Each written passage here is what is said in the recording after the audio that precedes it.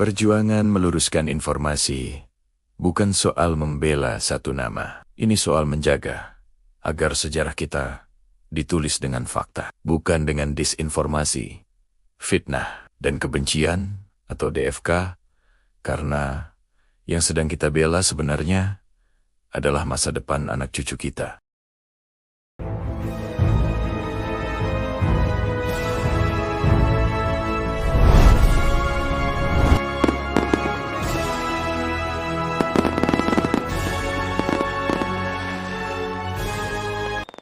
Mengapa ini lebih besar dari satu orang ketika DFK dibiarkan hidup di ruang publik?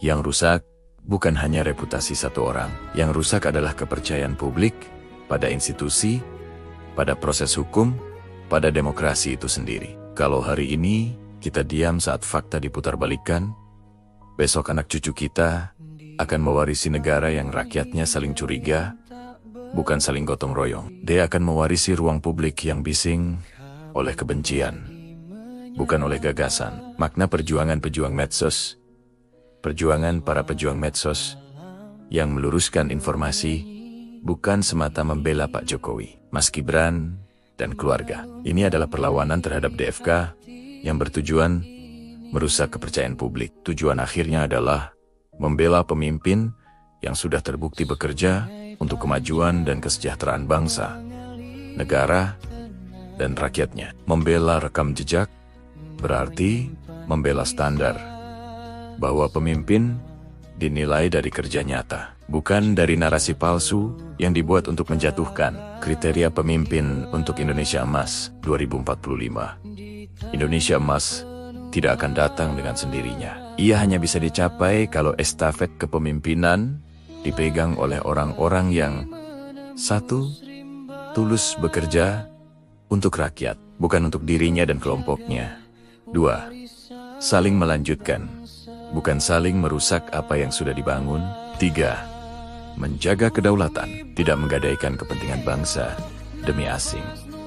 Empat, menjaga persatuan, bukan memakai intoleransi sebagai alat untuk merebut kekuasaan. Pemimpin seperti ini tidak lahir dari fitnah dan framing. Ia lahir dari rekam jejak, dari kerja nyata, dari keberanian memilih kepentingan bangsa di atas kepentingan pribadi. Bahaya pemimpin yang salah arah. Ada dua tipe kepemimpinan yang berbahaya bagi masa depan bangsa. Pertama, pemimpin yang berkuasa hanya untuk memperkaya diri dan kroninya. Mereka tidak peduli negara maju atau tidak. Yang penting, kelompoknya aman.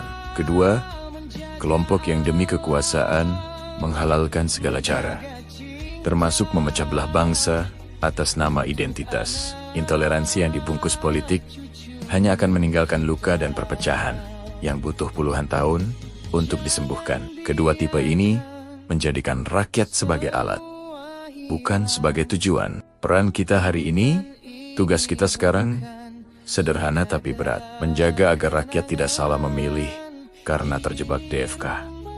Caranya bukan dengan membalas kebencian dengan kebencian, tapi dengan mengembalikan diskusi ke fakta, ke data, ke kinerja yang bisa dicek semua orang.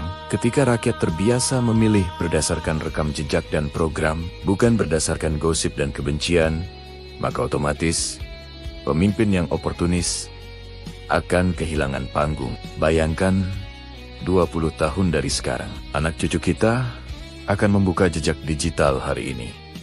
Apa yang ingin kita tinggalkan? Sebuah jejak di mana bangsa ini ribut karena DFK? Atau sebuah jejak di mana bangsa ini berdebat sehat tentang cara membangun negeri?